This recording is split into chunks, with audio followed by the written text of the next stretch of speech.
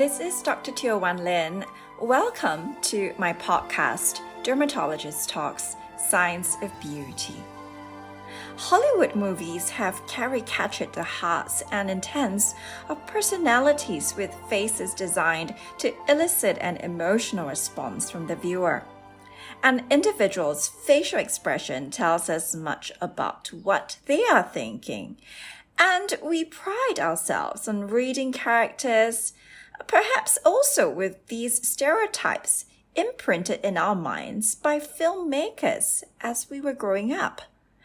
An inherent flaw in such a concept outside of real life is that personalities are never black and white, and motivations for behaviours can fluctuate within an individual's lifetime depending on social context. However, the predominance of an emotion driven by habitual thought processes throughout one's lifetime, likely past the formative years into adulthood, may start imprinting physical residue via static rhytids developed as part of photoaging. This podcast episode will focus on an area of my research, specifically the brain-skin connection.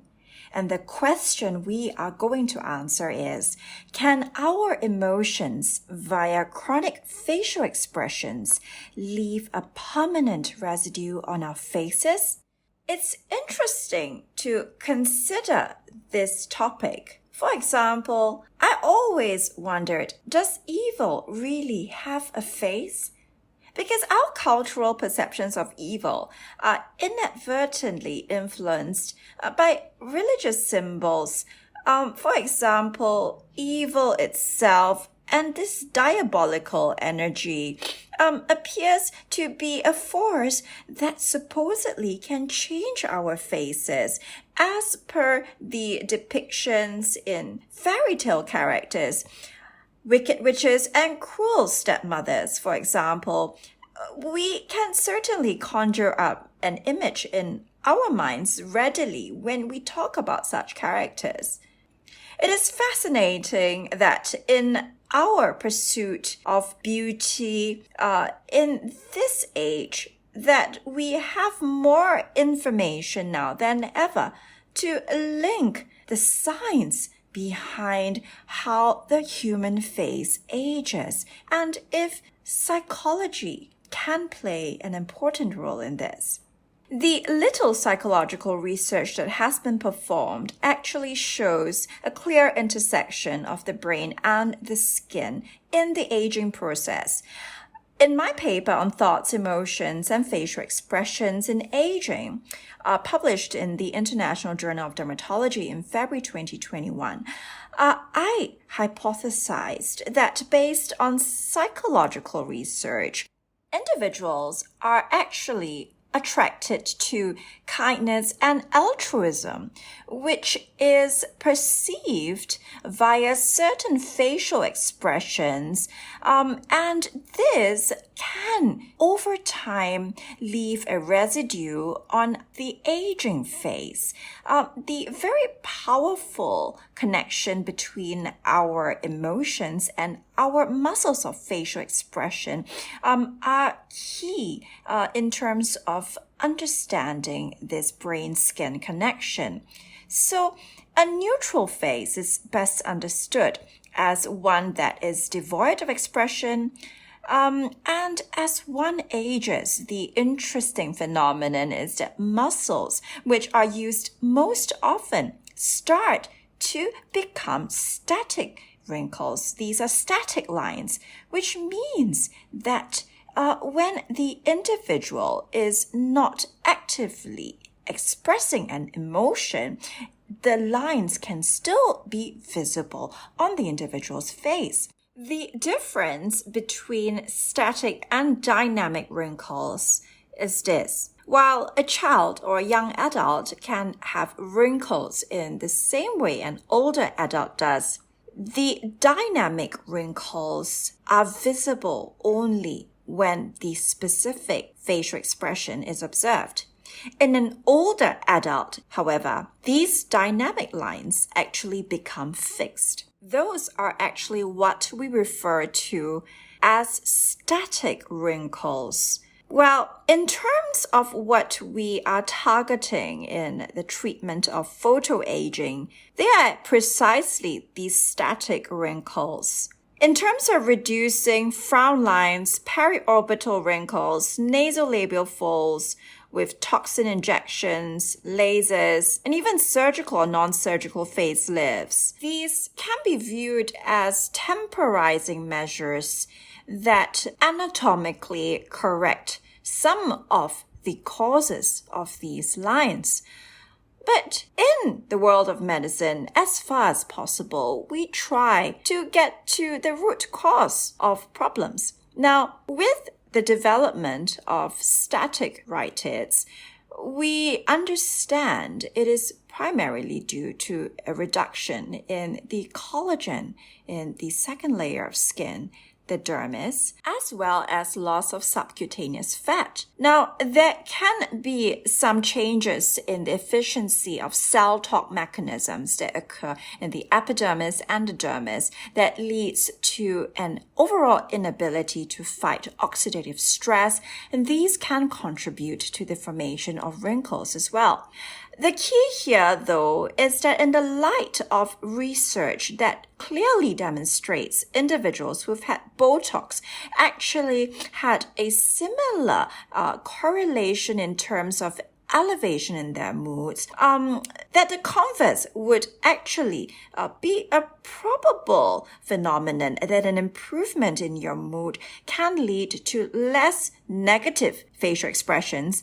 And we know that, according to psychologists, when other people evaluate individuals based on the physical features of attractiveness, they are also subconsciously evaluating you on other features such as altruism and kindness, which they can infer from certain visual cues. So that is referenced in psychological research, for example, in the assessment of smiles, genuine Duchenne smiles versus fake smiles.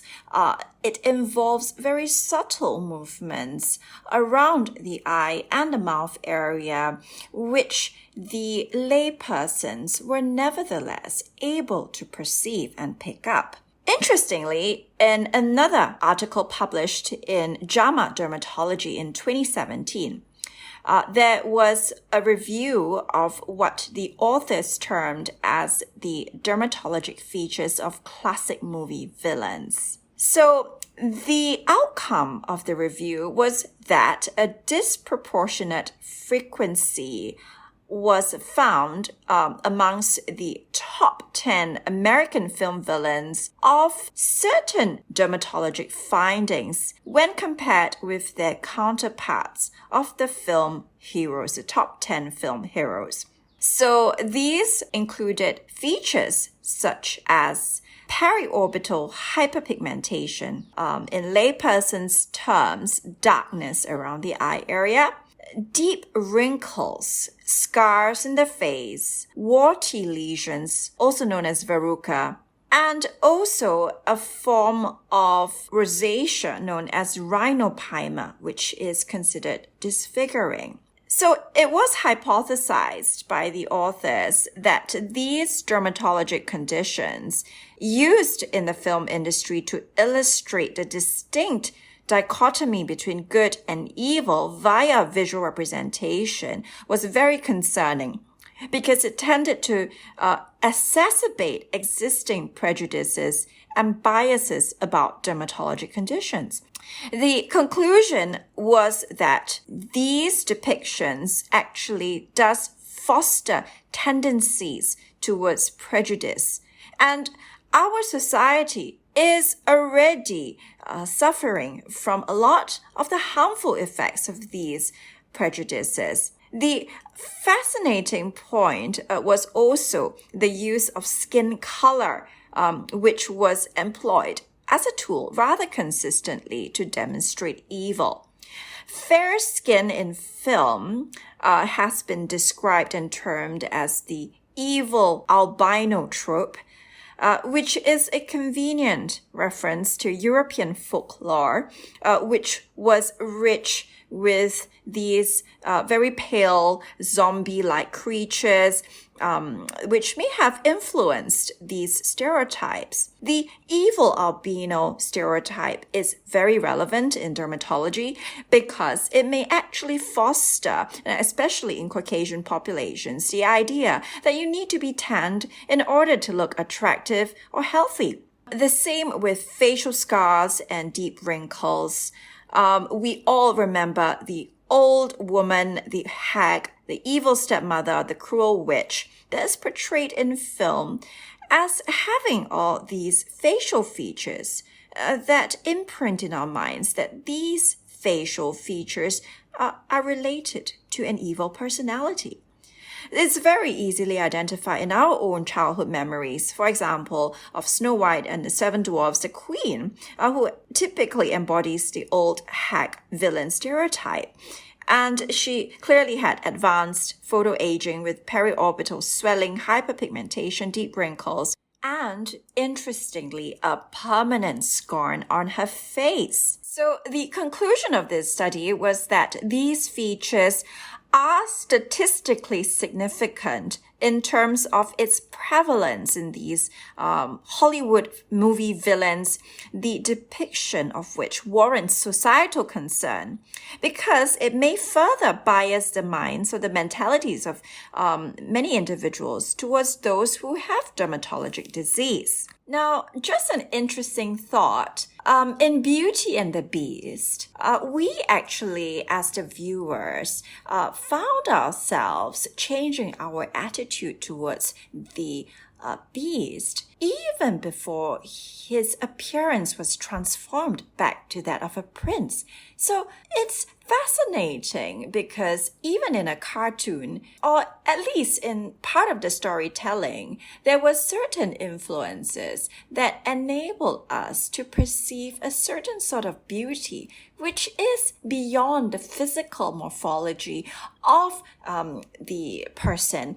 And in this case, probably had to do with the expression of the Beast after his heart was changed by Belle. So an individual's facial expression can tell us a lot about what they are thinking. But can our emotions via chronic facial expressions actually leave a permanent residue on our faces? So there is another interesting study that I want to point out, which was performed in Harbin in China and published in the journal Neuroplasticity in the year 2020. And it's very relevant because it touches on the link between mental health and facial expressions, specifically depression and facial expressions. Depression may be thought of as a persistently depressed mood, a state probably fueled by certain recurring thoughts in neurocircuitry that also involves endocrine factors such as depressed levels of happy hormones. Facial expressions, though, aren't just a tool for communicating how we feel. But according to this study, it's also vital in terms of its psychosocial impact, in terms of how it affects the way people feel about us. And this is key because it can play a role in terms of determining our very own attractiveness to other people. The point here is that science is telling us that the ability to induce these positive emotions is a form of physical attractiveness and not just this rhetoric, being happy is beautiful, which is overly emotional and these days has some form of a new age spiritual connotation. The researchers explored face classification processing mechanisms in depressed patients. Essentially, the researchers wanted to find out if depressed individuals were able to process positive facial expressions of other individuals in the same way as non-depressed subjects. This is very relatable because we all know that our mood can be mirrored by individuals that we interact with whom we are interacting with. So if we were to consider the key diagnostic features of psychopathology, for example, in depression, we realize that one of the key criteria is a feature called apathy, which means that they have not a lot of interest in things which are going on around them, and definitely not in other people. And there is another term we use, which is known as anhedonia, which relates to the inability to have pleasure in activities which previously would have been regarded as pleasurable or interesting, either by themselves or a non-depressed person.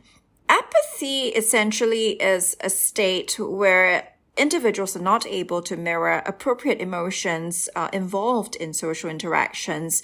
And this is particularly concerning because it also means that depressed individuals may be less able to rely on this sort of positive interaction to get themselves out of depression.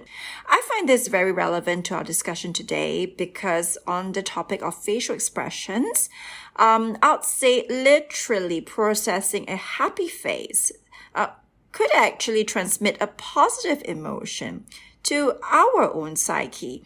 And I think that in our experiences, when we see a smile on another person's face, or we view genuine happiness or joy in someone else that we're interacting with, our mood is elevated and it makes us feel better.